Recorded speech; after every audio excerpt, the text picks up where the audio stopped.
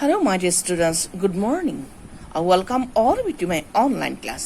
Moromar ছাত্ৰ-ছাত্ৰী সকল, কালি আমি তোমালোকৰ সিলেবাছত থকা word order এই পাঠটো অৰ্থাৎ গ্ৰামাৰ পৰ্চনৰ word order এই পাঠটো আৰম্ভ কৰিছিলোঁ। আজি আমি তাৰ পিছৰ অংশটো আৰম্ভ কৰিম। কালিৰ পাঠত মই তোমালোকক কৈছিলোঁ এটা সেন্টেন্স এৰেঞ্জ কৰোতে অৰ্থাৎ জাম্বুল হৈ থকা খেলিমেলি হৈ থকা ৱৰ্ডবিলাক এৰেঞ্জ কৰোতে কি কি দিশত গুৰুত্ব দিব লাগিব সেই কথাটো মই তোমালোকক কৈছিলোঁ যে সেন্টেন্স টাইপছ অফ সেন্টেন্সৰ কথা ভাবিব লাগিব কেনেকুৱা ধৰণৰ সেন্টেন্স আৰু সেন্টেন্সৰ পেটাৰ্ণ এই দুটা কথাত অত্যন্ত গুৰুত্ব দিব লাগিব আৰু সেইকেইটা কথা মই কেনেকৈ কৰিব লাগে তোমালোকক মই এনালাইচিছ কৰি দেখাইছিলোঁ। আজি আমি আৰু লগতে মই কৈছিলোঁ যে ইম্পাৰেটিভ সেন্টেন্সৰ মই পাহৰি গৈছিলোঁ কথাটো ক'বলৈ ইম্পাৰেটিভ সেন্টেন্সৰ যে প্ৰথম সদায় ভাৰ্বেৰে আৰম্ভ হয় ইম্পাৰেটিভ সেন্টেন্সবিলাক এইটো আমি পাহৰিলে কিন্তু নহ'ব। আৰু কালি পাঠত মই দেখাইছিলোঁ কেনেকৈ এটা সেন্টেন্স পেটাৰ্ণ হয় এইবিলাক কেনেকৈ কৰিব লাগে আৰু এই এটা সেন্টেন্সৰ এক্সাম্পল মই দেখাইছিলোঁ larger is a motor car a bus than আৰু তাৰ সলিউশ্যনটো মই তোমালোকক কৰি দিছিলোঁ a bus is larger than a motor car. So' this was the answer কাৰণ ছাবজেক্ট আহিব তাৰপিছত ভাৰ্ব আহিব তাৰপিছত অৰ্ডাৰ্ছ এণ্ড অৰ্ডাৰ্ছ ইত্যাদি ইত্যাদি। আজি আমি আমাৰ পাঠত এটা নতুন অংশ আৰম্ভ কৰিবলৈ গৈছোঁ। ইয়াত আমি কালি শিকা কথাখিনি ছল্ভ কৰিবলৈ চেষ্টা কৰিম আৰু কি কি দিশত গুৰুত্ব দিব লাগিব সেই কথাটো আমি চাই যাম। এতিয়া তোমালোকে ৱৰ্ড অৰ্ডাৰ পাৰ্ট 2 ইয়াত কি লিখা আছে তোমালোকে দেখিছানে কুৱেশ্যনটোত কি লিখা আছে যে make meaningful sentence from the jumbled word. এই জাম্বল হৈ থাকে খেলি মেলি কৰি থকা ৱৰ্ডবিলাকক জাম্বল ৱৰ্ডছ বুলি কয়।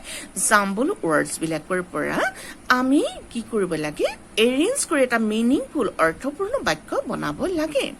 এতিয়া কালিৰ সেন্টেন্সটোৰ লগতে যেনেকি বাছ আৰু কাৰ এখনৰ তুলনা কৰিছিলোঁ তাৰ পিছৰ অংশটোৰ ইয়াত আছে carry many it can passengers passengers কঢ়িয়াবলৈ নিশ্চয় এখন গাড়ী হ'ব লাগিব হয়নে carry many it can passengers আমি প্ৰথম কথা কি মন কৰিব লাগিব তোমালোকে কোৱাচোন প্ৰথম কথা আমি চাব লাগিব ইয়াৰ ছাবজেক্টটো চাব লাগিব ৰাইট ছাবজেক্টৰ পাছত আমি কি চাম ভাৰ্ব চাম তাৰপিছতে অবজেক্ট চাম যদি অবজেক্ট নাই অৰ্ডাৰ্ছ এণ্ড অৰ্ডাৰ্ছ আমি মাৰ্ক কৰিব লাগিব। এতিয়া মই প্ৰথম সেন্টেন্সটো তোমালোকলৈ কৰি থৈছোঁ carry many it can passengers গতিকে মই দেখিলোঁ যে এই গোটেই সেন্টেন্সটোত অৰ্থাৎ এই জাম্বল হৈ থকা ৱৰ্ডটোত এই ৱৰ্ডটো ছাবজেক্ট হিচাপে আমি ল'ব পাৰোঁ অৰ্থাৎ এই ছাবজেক্ট ইট ছাবজেক্ট আহি গ'ল ছাবজেক্টৰ পিছত কি আহিলে can itself cannot fulfill the meaning so it takes help another word okay it সহায় কৰিছে এই ভাগটো কেৰি কৰিবৰ কাৰণে ইট কেন কেৰি কঢ়িয়াব পাৰে হোৱাট কেন ইট কেৰি কি কঢ়িয়াব পাৰে many passengers okay so' it is the sentence here এতিয়া চাবা এইটো হ'ল আমি চিষ্টেমেটিকেলি একদম পাই গ'লোঁ হয়নে subject this one is can carry this is verb and many passengers object সকলোবিলাক সেন্টেন্সতে যে অবজেক্ট থাকিব সকলোতে যে সাবজেক্ট থাকিব এইটো কথা নহয় কিন্তু ভাৰ্বটো কিন্তু থাকিবই। এতিয়া নেক্সট সেন্টেন্সটো আমি কৰিব লাগে along roads fix it travels আমি প্ৰথমতে কি উলিয়াই ল'ব লাগিব প্ৰথমতে সাবজেক্টটো উলিয়াই ল'ব লাগিব তাৰপিছত আমি ভাৰ্বলৈ যাম along roads along to subject নহয় সাবজেক্ট হ'বলৈ হ'লে কি হ'ব লাগিব সি নাউন বা প্ৰনাউন হ'ব লাগিব along roads fix it travels ইয়াত দেখিলোঁ যে এইটো এটা প্ৰনাউন আছে অ'কে ছাবজেক্ট ইয়াত ভাৰ্ব বেলেগ ভাৰ্ব নাই ভাৰ্ব ইটো আছে এতিয়া আমি প্ৰথম এইটো লিখি ল'ম এই দুটা লিখাৰ পাছত ছাবজেক্ট আৰু ভাৰ্ব লিখাৰ পাছত বাকীবিলাক আনচাৰ আমাৰ নিজে নিজে আপোনা আপুনি ওলাব। এতিয়া আমি লিখোঁ আহাচোন আমি দুটা ৱৰ্ড লিখিলোঁ it travels Okay, it travels আহি গ'ল. It travels কৰে. ক'ত travels কৰে? ক'ত travels কৰে? এই কথাটো এতিয়া আনসাৰ দিব লাগিব. ৱৰ্ডটোৱে এই প্ৰতিটো ৱৰ্ডে কুৱেশ্যন কৰিব আৰু কুৱেশ্যনৰ বিপৰীতে তুমি যথোপযুক্ত আনসাৰ দি যাব লাগিব. It travels. Where does it travel? It travels along. Okay, preposition comes here.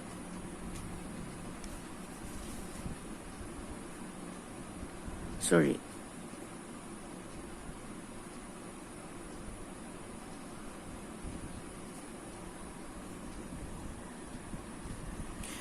So it travels along.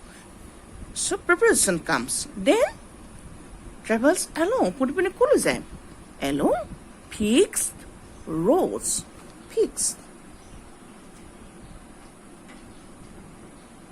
Roads means rasta. Road. Another word. Okay? It travels along fixed roads. D. Next sentence. Ami analysis কৰি চাওঁ হাসন কি লিখা আছে it at point fixed দুটা word আহি গ'ল আমি এটা কাটি দিছো it at point picks passengers up and down sets এই সেন্টেন্সটো আমি এটি এৰেঞ্জ কৰিব লাগিব প্ৰথমতে আমি কি লিখিব লাগিব সাবজেক্টটো লিখিব লাগিব so subject is here it এই সাবজেক্টটো লিখাৰ পিছত আমি ভাৰ্ব চাম কি চাম আমি picks up verb is there sets down okay it picks up and sets down what does it picks up and sets down you have to answer. So it picks up and sets down passengers. Where? At fixed point. Here we have got the answer. It picks up and sets down passengers at fixed point. Now let's go to the next sentence. Etia pisor sentence to lemi jao hasun. Was the room quite dark? Very small. Here is a mark of interrogation. That means প্রশ্নবোধক চিন এটা আছে. That means it will be an interrogative sentence. গতিকে interrogative sentence হলে প্ৰথম আমি দুটা আমাৰ hints আছে. হয় আমি এই ভাৰ্বটো দি লিখিব লাগিব was ভাৰ্বটো দি লিখিব লাগিব otherwise আমি why দি লিখিব লাগিব. এটো এটা WS word. গতিকে আমি প্ৰথম বুজিলাম যে was the room quite dark very small that means আমাক সুধিছে যে স্মল ৰুমটো আন্ধাৰ কিয় আছিলে আমি ষ্টাৰ্ট কৰিম কিহেৰে EWS wordটোৰে আৰম্ভ কৰিম so let's start then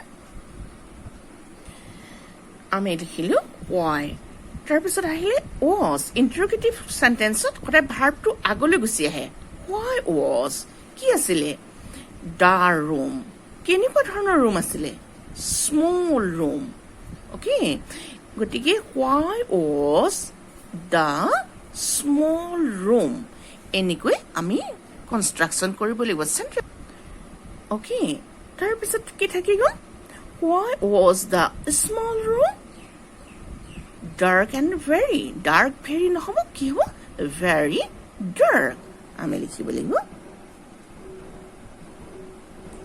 very sentence আমি কি পালো why was the small room very dark note of interrogation আমি দিলে পাহৰিলে নহব দিব লাগিব next sentence last sentence business on mind your এতিয়া এই সেন্টেন্সত আমি প্ৰথম সাবজেক্ট চাব লাগিব বিজনেস নাউন এটো on mind your mind own business কোনটো হ'ব নে mind your own business আমি যদি your টো দেখি প্ৰথমতে your টো লিখি দিও ইউ আছে your টো সাবজেক্ট হ'ব তেতিয়া হলে ভুল হৈ যাব প্ৰথম আমি কি চাব লাগিব ইয়াত সাবজেক্ট বিচাৰিব লাগিব সাবজেক্টটো নাই যদি কি চাব লাগিব ভাৰ্ব চাব লাগিব so here is no subject so verb is here mind মন কৰা okay that means it is an imperative sentence আমি কালিৰ পাঠত আৰম্ভ কৰিছিলো পূৰ্বৰ পাঠত যে imperative sentences always start with the verb গতিকে আমি লিখিব লাগিব mind what should we mind question আহি যাব mind কৰিব লাগিব কি mind কৰিম mind your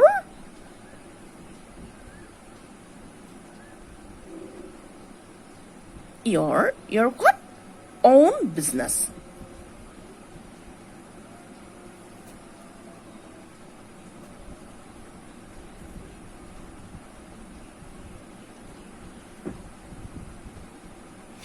mind your own business now the sentence is complete মৰমৰ ছাত্ৰ-ছাত্ৰীসকল আমি এনেদৰে সেন্টেন্স বিলাক সলভ কৰিবলৈ চেষ্টা কৰিব লাগিব অৰ্থাৎ যিবিলাক ওয়াৰ্ড জাম্বল ওয়াৰ্ড আমাক দিয়া হৈছে এৰেঞ্জ কৰিবলৈ এনেকুৱা ধৰণে এইবিলাক যে মই দেখাই থাকিলো যে তোমালোকক এনেকৈ এনালাইসিস কৰি কৰি আমি ওয়াৰ্ড বিলাক এৰেঞ্জ কৰিব লাগিব তাৰ পিছত দেখিবা তোমাৰ সেন্টেন্স এটা মিনিংফুল সেন্টেন্স হৈছে আৰু শুদ্ধ এটা সেন্টেন্স হৈছে এতিয়া ছাত্ৰ-ছাত্ৰীসকল আমি যিখিনি কথা ইয়াত শিকিলো বা পূৰ্বৰ পাঠতো আমি যিখিনি কথা বুজিলো সেই কথাখিনি আমি কিমান বুজিলো আমাৰ বুজাখিনি শুদ্ধ হৈছে নে তাকে কৰি চাবৰ বাবে মই তোমালোকৰ বাবে এটা এছাইনমেন্ট ঠিক কৰিছো হোম এছাইনমেন্ট এটো মই তোমালোকক দিছো home assignment make meaningful sentence from the jumble words এই jumble words বিলাকৰ পৰা মিনিংফুল সেন্টেন্স তোমালোকে বনাবা হোম এছাইনমেন্ট দিছো মই এইকিটা তোমালোকৰ বাবে ওকে ভালকে চাই লোৱা এইকিটা তোমালোকৰ বাবে হোম এছাইনমেন্ট এইকিটা তোমালোকে সকলোৱে কৰিবা আৰু কৰি আজি তোমালোকে মোৰ গ্ৰুপটোত অৰ্থাৎ ইন্ডিভিজুৱেলি পঠাব পাৰা বা আমাৰ ইংলিছৰ গ্ৰুপটোত তোমালোকে আজি পঠাই দিবা আৰু তোমালোকে পৰিপাটি কৰি লিখিবা আমি যেনেকৈ ইয়াত যথেষ্ট গেপ মেইনটেইন কৰি লিখিছিলো লিখিছানে এনেকৈ গেপ মেইনটেইন কৰিছিলো এনেকৈ কোৱেশ্চন আনসাৰ ৰূপে তোমালোকে এনেকৈ লিখিবা হবনে so thank you for today God bless U